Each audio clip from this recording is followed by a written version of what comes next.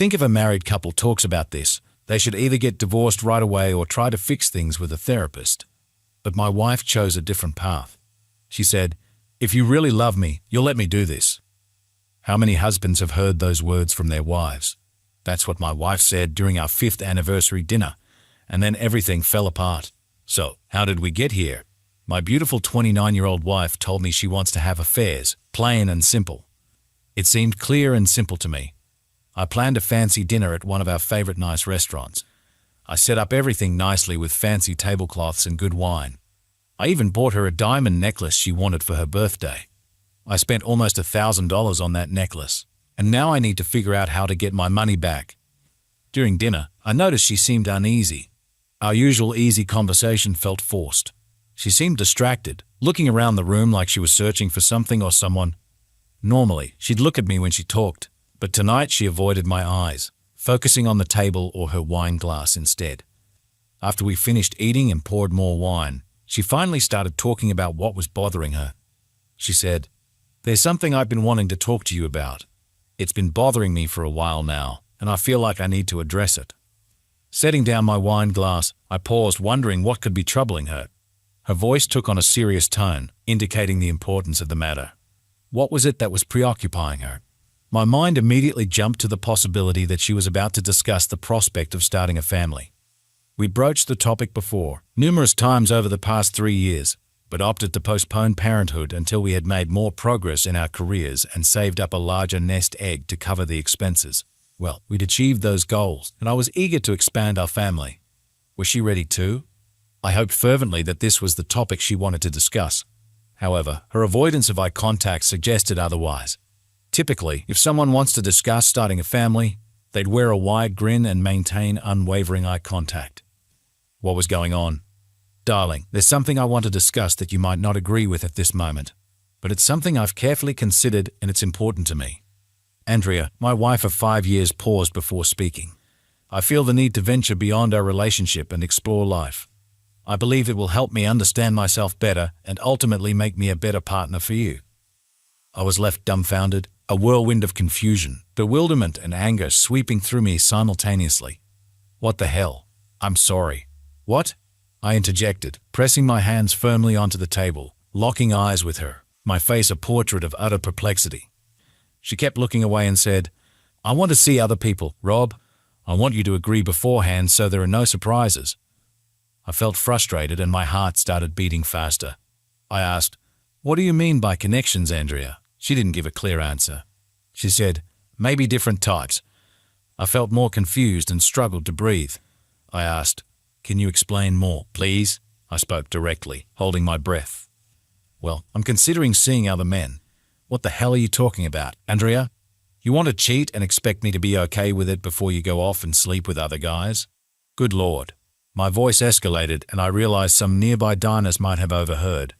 "Lower your voice, dear. No need for everyone to eavesdrop on our conversation," Andrea urged, attempting to hush me. I realized she intended to drop this piece of news on me in a public setting to prevent a scene. She caught me off guard, really got me. I felt nauseous, my stomach twisted in knots. All I could manage was a bewildered, "Why? Why do you want to see other men, Andrea?" "Well, I feel I need space to discover myself." "Discover yourself? What does that even mean, Andrea?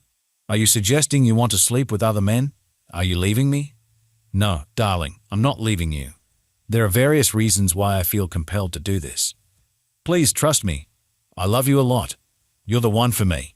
I imagine us having a future together, starting a family and growing old together. But right now, I feel like there are parts of me I haven't explored yet. I just want your permission to figure these things out. It'll only be for a few months, and then I'll be fully yours again. Rob, your wife.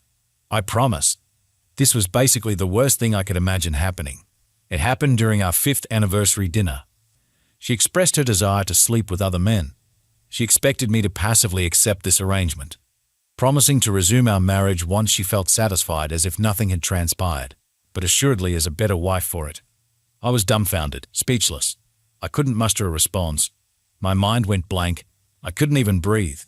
Standing up, I delicately placed my napkin on the table, picked up my wine glass and finished its contents, carefully set it down, then turned and left the restaurant. "Where are you going?" "I don't know. but I think you need to take a cab home. I left the restaurant, found my car, started it up, shifted into gear, and simply drove off. I had no destination in mind. My head throbbed with pain, originating from the back, but spreading throughout. Time and location became a blur. The following morning, awakening in my car, I struggled to recognize my surroundings. Exiting the vehicle, I stretched and yawned, attempting to piece together the events of the previous night, hoping it was all a terrible dream. Desperately needing to urinate and craving a large cup of coffee, I realized I had to sort out my thoughts before returning home. I relieved myself in the bushes a few yards away from my car, then returned to my vehicle, started the engine, and set off in search of the coffee I desperately needed. I grabbed some breakfast to accompany the coffee, all the while contemplating how to address this issue. Allowing my wife to engage with other men was out of the question. This could definitely mean the end of our marriage. After what she told me last night, I started to wonder if I really knew her at all. Maybe she was having some kind of breakdown, not seeing things clearly, and getting lost in her own ideas. I wasn't sure. I'm not a doctor, just a confused husband. When I checked my phone, I saw it had been turned off all night. Turning it on, I saw lots of missed calls and texts from Andrea, worried about where I was and how I was doing. I didn't feel like going home at that moment, but I knew I had to face it eventually. Ignoring her attempts to reach me, I continued my journey. Over a few cups of coffee accompanied by some eggs and bacon, I devised a rough plan outlining what I needed to do. Time to head home. Upon pulling into our driveway, Andrea emerged from the front door to greet me. "Sweetheart, where were you all night? I was so worried about you. I feared you might have had an accident and ended up in a ditch somewhere." She leaned in for a kiss, but I stepped back and informed her. "I'm going to freshen up with a shower first. Then we need to have a serious conversation. We have to discuss your journey of self-discovery, as you mentioned last night." I brushed past her and headed upstairs to the bedroom, shedding the suit I'd worn through the night. Taking a long, hot shower, I mulled over some of the things I needed to say to her. Uncertain of the outcome, I felt compelled to take action, to gauge whether we still had a marriage or if this was her way of bidding farewell. Perhaps it was a test of my devotion to her. I was completely in the dark about her thoughts. I thought I loved her. Hell, I married her. She professed her love for me, too. We had a lavish wedding and a memorable trip to Europe to celebrate. I've never strayed, never even considered other women. But she doesn't seem as committed as I am. Not at all. Thankfully, we don't have any kids yet. Whether we'll have any in the future depends on what happens in the next few days and weeks. After changing into clean clothes, I went to the kitchen to make another cup of coffee. I also grabbed a notepad and pen. Andrea was already there, watching me closely. Even though I tried to stay calm on the outside, I felt really upset inside. I poured myself some coffee and sat down. "Okay, Andrea, can you explain again why you want to have relationships outside of our marriage?" I asked. She said, "Sweetheart, I just want to feel valued as a woman. Right now, I don't feel like my needs are being fulfilled. I need the freedom to explore and see if I can find that fulfillment independently. So are you suggesting you want to temporarily leave me to figure out what you want?" "No, darling, I'm not suggesting leaving. I intend to stay right here with you in our home, but I need autonomy over my time and actions. When do you plan to start this exploration and establish your new schedule, Andrea?" "Well, I suppose any time works for me. Do you support my decision to do this?" "No, I don't support any of this, Andrea. When we got married, we promised to be together forever, as partners and lovers. And now you want to find closeness with someone else. What should I think about this? I feel like you're ready to leave our marriage." "Sweetheart, it's not like that. I'm trying to find a bond between us that we've been missing for a few years now. Our lives are all about work. We don't have as much fun as we used to. I don't feel valued in the way you used to when we first got married." "Valued? My God, everything I do is for you. I've been working tirelessly so we can build a family and achieve the dreams we talked about when we got married. This house is nearly paid off, for heaven's sake." I could feel my anger rising and had to calm down before I lost my temper completely. "Are you considering sleeping with other men?" That question stopped me in my tracks. I had to address it head-on before anything else. "Darling, I'm not sure what I'll do yet. If the circumstances in person are right, I might consider it. So you're planning to cheat on me?" "It's not about cheating on you, Rob. It's not cheating if you're aware of it." Oh goodness, I was feeling incredibly stressed at that moment, and I had to take a deep breath and exhale slowly to maintain my focus. "Got it. I paused for a moment, taking a long sip of my coffee, wishing it was something much stronger. I needed to control my emotions and get through this. So, let me get this straight. Andrea, you want to go out with other guys, have dates and maybe sleep with them, and you want to do all this while still living here with me. Am I understanding this right? Sweetheart, it's not that simple. I'm not sure. Andrea, it sounds pretty simple to me. Are you saying we should do things together during this time? Remember, you're still married. Are we just pausing our marriage for a while? Do you expect us to still be intimate while you're doing this? Of course, Rob, we're a family, you and me. I love you dearly and want us to stay a family. This is just something I feel I need to do occasionally to figure things out for myself. How often do you plan on doing this, Andrea? Every weekend, a couple of times during the week, nightly. How much exploring are you planning? I'm not sure yet, darling. Why are you so concerned about the frequency? Well, I need to decide what I'm going to do while you're dating and having fun with your new potential partners. I don't have a boyfriend, Rob, at least not yet. I took a deep breath and exhaled slowly. I was on the verge of losing my temper and had to exert considerable effort to avoid damaging something at that moment. Andrea, I need to clarify some things in my mind before we leave today. Have you truly decided that this is what you want? Have you considered the impact on our marriage? Andrea nodded but didn't directly address my question. It seemed she hadn't fully considered how I might feel about her decision. She hadn't considered that I might have my own thoughts on the matter. Then she said, "If you love me, you'll let me do this." And I replied, "Andrea, if you really love me, you won't do this." That was the line I drew. "Dear, I've made up my mind about this. You can't change it." That was the moment. This ultimatum would decide what happens next. Our marriage was about to change forever. She didn't think about what might happen enough to see that planning to cheat is a big problem in marriage. Now, I had to act on my plan. "Okay, here's what I need. And these are rules I won't change," I said, explaining what she had to do if she wanted to see other people. "You'll have to find somewhere else to live while you're dating other men. I won't live with you while you're doing that, and don't even think about bringing them here. That's not happening." "Darling, where should I go?" "Well, maybe you could stay with one of your friends. What about Jessica, that lady from school you've been hanging out with a lot? You said she's divorced and lives alone. Give her a call and ask if you can stay with her for a bit. If that doesn't work out, you can look into renting a short-term apartment, but you'll have to cover all the expenses, utilities, and your car payments." Andrea, a grade 3 teacher at the elementary school, earned a comfortable income. Meanwhile, I worked as a forensic auditor at a large firm, also enjoying a good salary supplemented by annual bonuses. "It seems I may not be meeting all your needs in our relationship," I acknowledged. Andrea met my gaze for the first time, sensing victory in our ongoing struggle. Continuing, I pondered, "If you're suggesting an open marriage, then I suppose I'll need to be understanding while you pursue other affairs. Will you still return home to me, Andrea, once it's all said and done?" "Darling, I understand. I love you deeply. You're my spouse. I want us to start a family together. But what do you expect me to do while you're with other men? Do you want me to stay faithful? Should I just wait at home for you to finish with your boyfriends and then welcome you back? Is that what you think, Andrea? Have you thought about how this will affect me? I want you to be my spouse. Only you. Whatever happens while I'm away won't matter when I come back to you. I want you to be my partner and the father of our children." I found it strange. She seemed okay with not bringing other men into our home for intimacy. Maybe she saw that as a win. She can hang out with other men without me saying anything. Okay? But for now, we need to talk about some things here.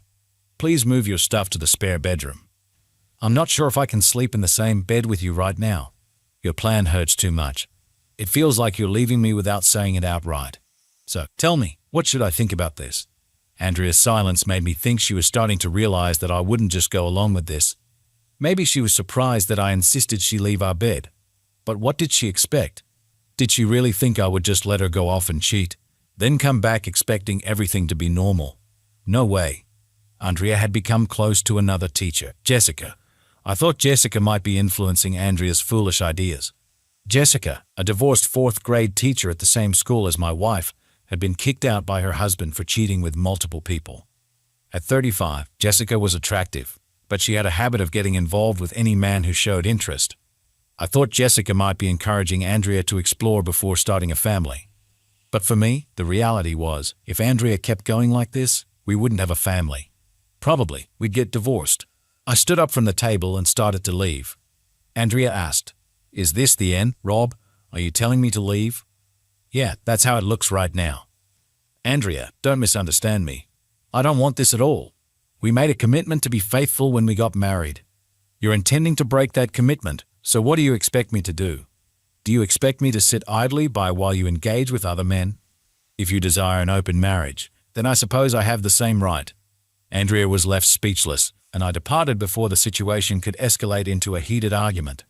I grabbed my car keys and headed out of the house. "Where are you off to, honey?" "I'm not entirely sure yet, but remember to move your belongings to the spare room and start searching for a place to stay. Just remember, you don't get to betray our marriage until you've moved out." I turned and departed, slamming the door with more force than usual. If it came down to it, I was ready to be the one to leave. But given that my wife instigated this messed-up situation, she could deal with the inconvenience. Moreover, I suspected that Jessica, that promiscuous woman, was influencing Andrea into this. So let her take responsibility. Despite my urge to drive to Jessica's place and confront her, I had to restrain myself. On Monday morning, I woke up early and left my office before Andrea even got out of bed. With Andrea's intentions looming over me, I knew I had a lot of work to do on my plan. I refused to tolerate her infidelity. If she wanted to end our marriage, then I had to do something. The idea of her cheating on me really hurt. I couldn't just sit back while she was with other people and then act like everything was okay when she came home. What if she got sick or pregnant from someone else? That couldn't happen. So, my first step was to call my lawyer. He's a friend who usually deals with our normal legal stuff, like buying houses and making wills. I didn't think he'd handle the divorce himself, but I knew he could recommend a good lawyer. And he did. He told me about a great divorce lawyer at his firm. My meeting with her was scheduled for that afternoon. It was a challenging meeting, but my new attorney proved to be a skilled litigator and well-versed in the laws of our state. I didn't intend for our divorce to be contentious. In fact, I was content with a fair 50-50 division of our assets. Both of us had little when we married and had worked hard to build a comfortable life and family together until now. So I was satisfied with splitting things evenly. I'm not entirely heartless. The necessary paperwork would be prepared and held until I had evidence that my wife was indeed involved with other men. Until then, this was merely a preliminary step on my part. The week dragged on slowly. I made an effort to minimize my time at home and instead went out every evening, often heading to the gym to relieve stress. I observed that Andrea was frequently with Jessica, and on Thursday, she informed me she'd be staying with her for a few weeks until finding a better living arrangement. I understood it would provide her a convenient spot to spend time with her boyfriends without interruption from me. Jessica would probably be hosting her own partner simultaneously, making it quite the gathering.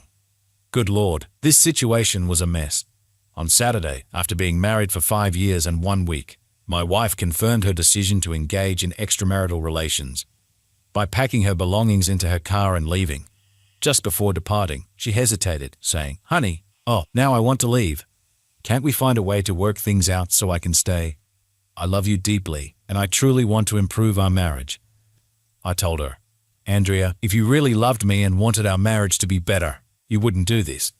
I want you to stay with me, but I can't let you be with other men while you're still my wife. I love you, but I can't accept that. Let's go to marriage counseling together and try to fix things. If you won't, I don't know what to say. Please, leave."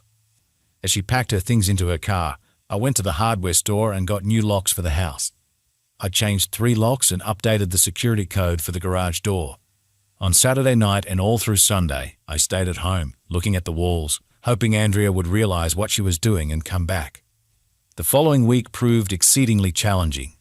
Each day, I visited the gym and resumed running in an attempt to alleviate my stress. At times, I felt profoundly despondent, contemplating pleading with her to come back. Mentally, I struggled to comprehend that my wife was choosing to engage in extramarital affairs while we remained married. I grappled with feelings of inadequacy, questioning if my worthlessness drove her to flaunt her infidelity. It seems that way, doesn't it? I conducted online research on the psychology of infidelity and the reasons behind spousal cheating. I was surprised to discover that approximately 40% of married individuals engage in infidelity. What's more surprising is that nearly 90% of them choose to remain in their marriages. Infidelity, whether by one or both partners, is often silently accepted by the other spouse. Factors such as children often come into play, making it easier for the betrayed spouse to overlook the infidelity, especially if it's discreet and carry on as if nothing is amiss. Many cheating wives claim to still love their husbands and families, something they feel is lacking at home. Many women engaged in affairs express that managing a household is demanding, with the daily responsibilities of maintaining a family and attending to children's activities, leaving little room for excitement in their intimate lives with their husbands. They crave the thrill of being created by a partner focused solely on them without routine conversations about household chores or children immediately after intimacy. Perhaps the secret to a successful marriage lies in treating one's spouse with the passion and attention typically reserved for a lover, without resorting to divorce, simply relishing in the physical connection. Should I consider approaching my wife at the club she and Jessica plan to attend?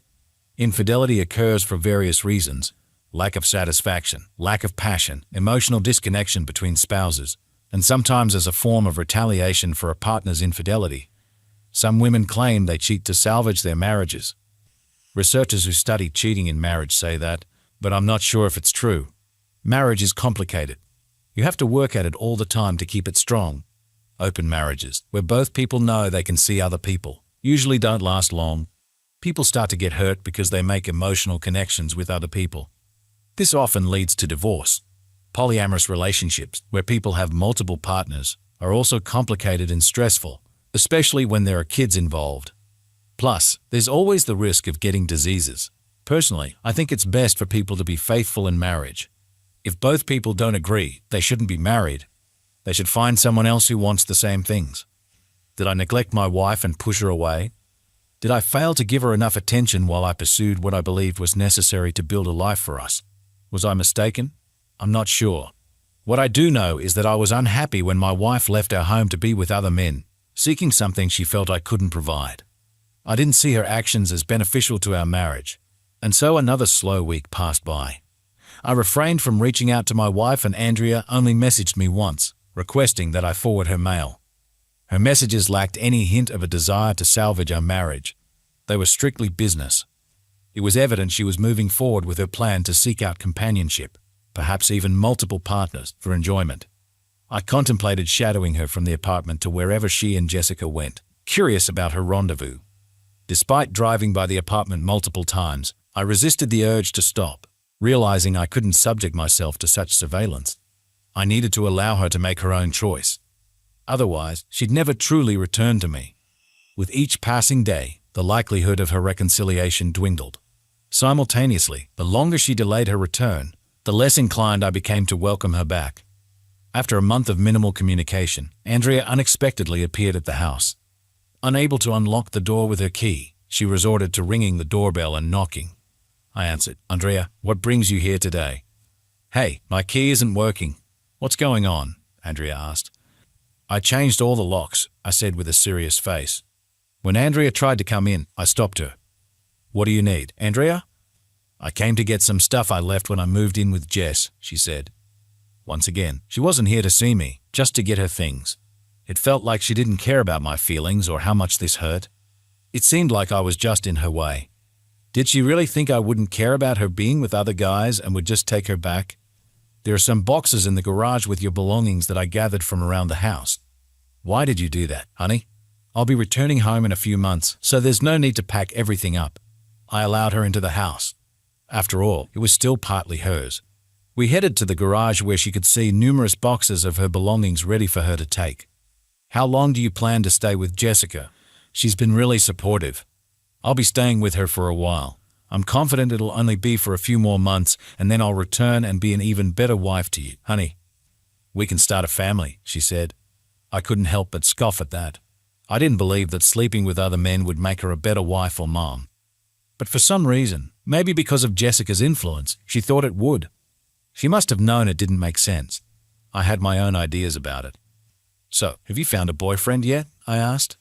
Andrea blushed, and I knew the answer. "Jess and I have been on some dates with guys from our club, but that's about it." "How do you like being close to your new boyfriends?" Her face remained red as she rummaged through boxes for her things. Knowing the answer, I left the garage and returned to the kitchen for coffee and the newspaper. A few minutes later, she emerged with a bag of belongings, scanning the kitchen. I think she anticipated the house being in disarray while she was away. But it was quite the opposite. I had arranged for a cleaning service to come 3 times a week, so the place was immaculate. She seemed disappointed by the absence of mess. There were no stacks of dishes, no empty beer bottles, no heaps of laundry. The house was well maintained, while I struggled to keep myself composed, grappling with the fact that my wife had left me for other men. "Is there anything else you require, Andrea?"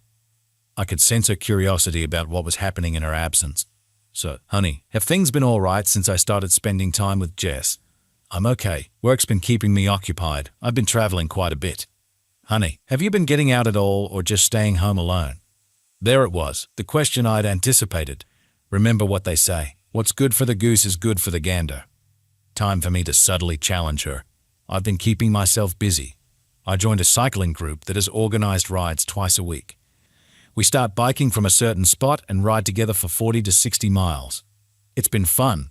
I've met a bunch of new people, and we usually get a beer and a burger afterward. Biking that far makes you hungry. Because of all the stress she's causing me, I've lost 15 pounds in the last few weeks. Exercise might be the only thing keeping me from totally breaking down. I made sure not to drink too much alcohol because it wouldn't have helped. "That's nice," she said, but her tone made me think she was more interested in my activities than she let on. I thought maybe she wanted to know if I was meeting other women. Driving away from home, Andrea probably started to realize that her plan wasn't going like she thought it would. Perhaps her devoted husband met someone else and decided he didn't want to stay married to her. Perhaps her quest to find a boyfriend to compensate for the lack of attention in her marriage may have more serious consequences than she imagined.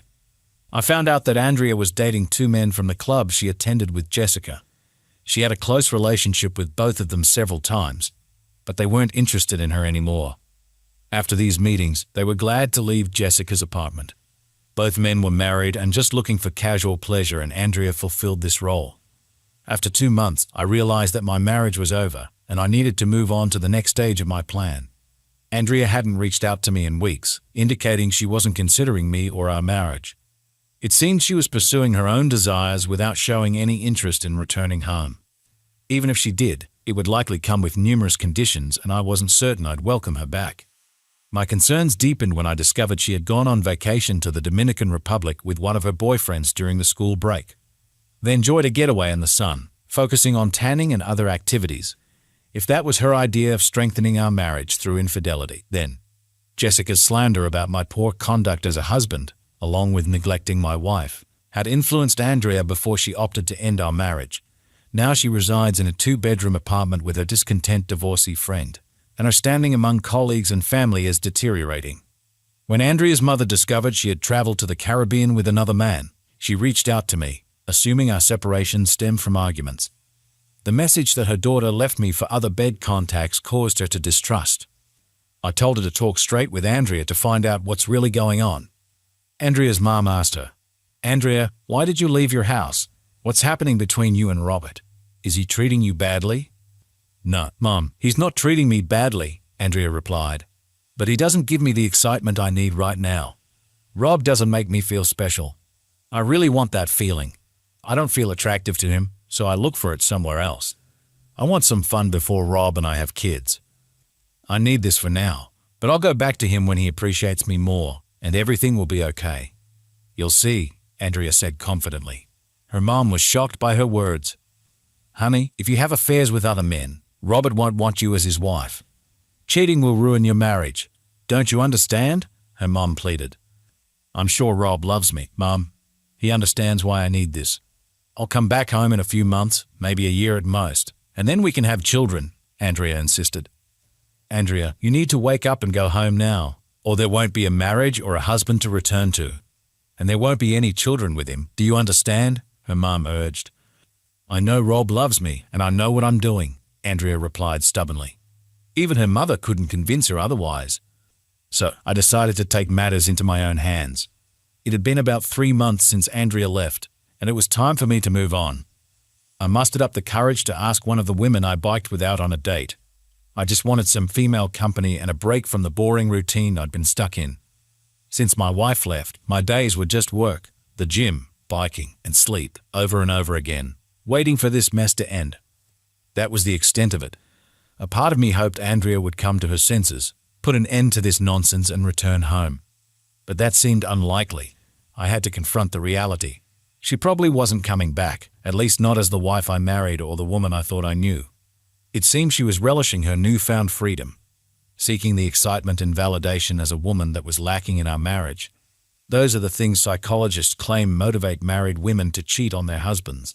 So I attempted to arrange a meetup without coming off as overly eager or solely interested in hitting on someone. I realized that could be awkward. My aim was to build rapport within my cycling group and vice versa before considering asking one of the women out. I didn't want it to seem like a sympathy date. Given the close-knit nature of our cycling circle, most of my friends were aware of my separation from my wife, and it's possible some knew about Andrea's active dating life. In a smaller city like ours, word travels fast and gossip inevitably circulates. When I invited a woman named Diane to join me for drinks and a meal, I was pleasantly surprised when she accepted. I aimed for a casual and relaxed atmosphere without attaching too much significance to the outing. I suggested we go kayaking on the lake near the city. Before dining, having had experience with kayaking some years back, I assured Diane it would be enjoyable despite her lack of prior experience. She expressed interest in trying it out, so our plans solidified into a date. We started with outdoor fun and then went for food and drinks, which was really great.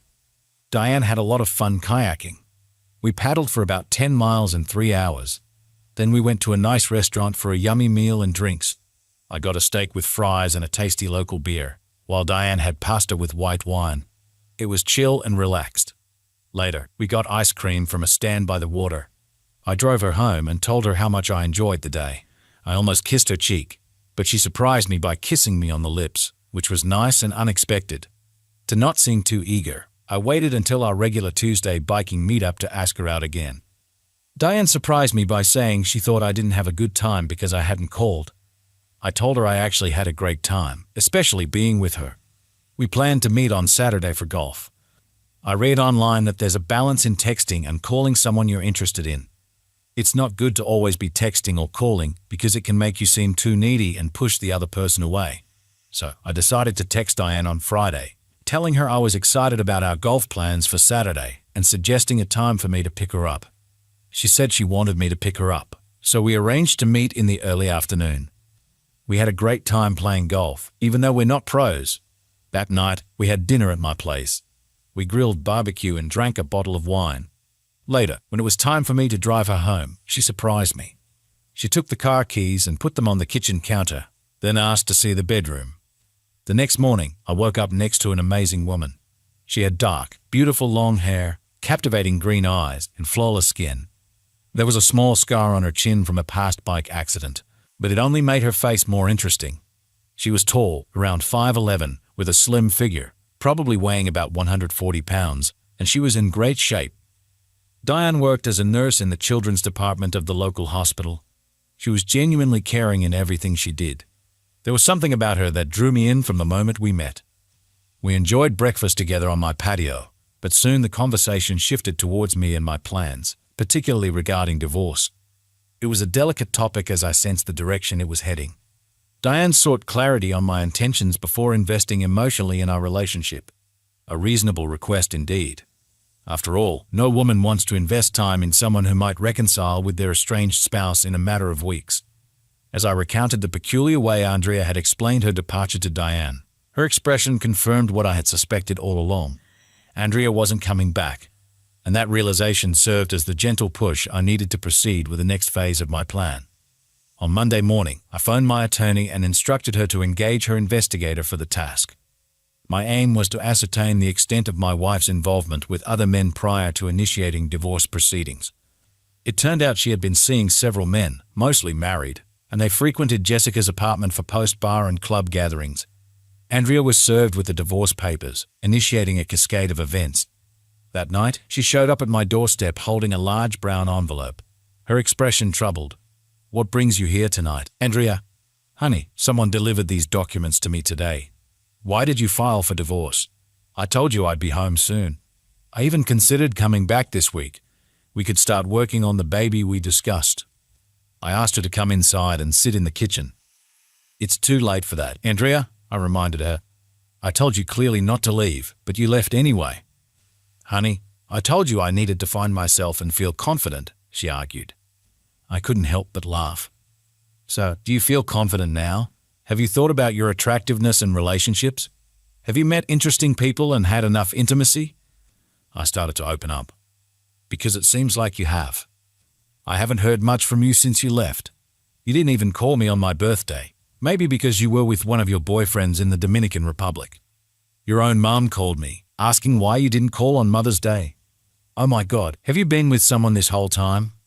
Honey, I love you a lot, and I realize I might have gone too far. I'm coming home today. No, you can't. What do you mean? Honey, I'm still your spouse, and this is still my home.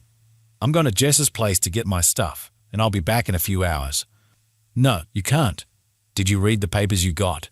There's a court order saying you can't be within 500 feet of this house until the divorce is done. Technically, you're breaking the order. I won't tell anyone, but you have to go, and we'll deal with everything in court. Andrea started to understand how serious our wedding vows were. Love, honor, cherish, faithfulness, and the promise not to be with other people. This house doesn't mean much to me. Andrea, if you want it, you can have it. My half is worth around $150,000 since it's almost paid off. If you prefer, we can sell it and split the proceeds. It's that simple. But you're not moving back in, at least not while I'm here. I escorted her to the door, closed it, and locked it behind her. A month later, we managed to avoid going to court and settled the divorce quietly. Andrea received half of our assets as she was legally entitled to. The house was sold and I moved forward. Andrea resumed her new routine. I learned from a friend that the charter school where she worked had advised her to keep her social life more discreet. Some parents were uncomfortable because she was dating a lot of men in the area, and they didn't want her to influence their kids. Most of the complaints came from the moms who didn't like the idea of her teaching their kids. It's possible that some of the dads were among the men she was dating. Later, she found out she had a sexually transmitted disease, but it wasn't fatal. She had to take a break from having sex for a year. But it wasn't a big worry because she was already pregnant. It turned out that one of the men she was with caused the disease. She wasn't careful about taking her birth control pills and drank too much alcohol. We didn't know who the girl's dad was, but she looked a lot like one of the school teachers who was married. My divorce from Andrea was finalized and I was free from her. It's been about a year since things went wrong with Andrea. I bought a new house, got promoted at work, and most importantly, Diana and I started living together. We're happy to share two big things. 1, we're getting married next summer, and 2, we're expecting a baby by Christmas. Second story, how do I encourage my 38F sexually embarrassed husband 37M to be more open with me? Need some advice on how to react. I've 38F been with my husband 37M for 10 years. He has never been the sexual type with me as he is completely embarrassed on his preferences. Yes, you read that right. Still 10 years later with the same person I've tried so hard to be open to his interests, exploring his things, but to no avail. He would rather hide behind closed doors when I'm out or when in asleep. And I do truly believe he has some issues stemming elsewhere causing this nature. I'm becoming more and more accepting that he will not grow out of this, and we are transitioning more into roommates at this point. We haven't had sex in 5 years, and unfortunately, I am a very sexual person and love to explore. Today, I come back after being away for a few days and notice a bottle of lube in the shower. I figure my partner must have used it while I was gone. But what bothers me is that they didn't talk to me about it, neither before nor after. They seem to be avoiding the topic altogether. Instead of confronting them directly, I decide to drop hints by moving a few of my things in the shower, hoping they'll notice and bring it up themselves. I don't want to make them feel pressured or embarrassed, so I'm trying to be subtle. But honestly, I'm not sure what's the best way to handle this situation. I want to encourage them to talk about it with me, but it seems like they're either embarrassed or not interested in discussing it. I know there might be deeper issues at play here, and maybe we should consider seeing a therapist to help us navigate through them. TLDR. Husband too embarrassed to engage in sex or sexual exploration and prefers to mess around solo when I'm not around. Thanks for watching. Please like this video and subscribe Relation Tales.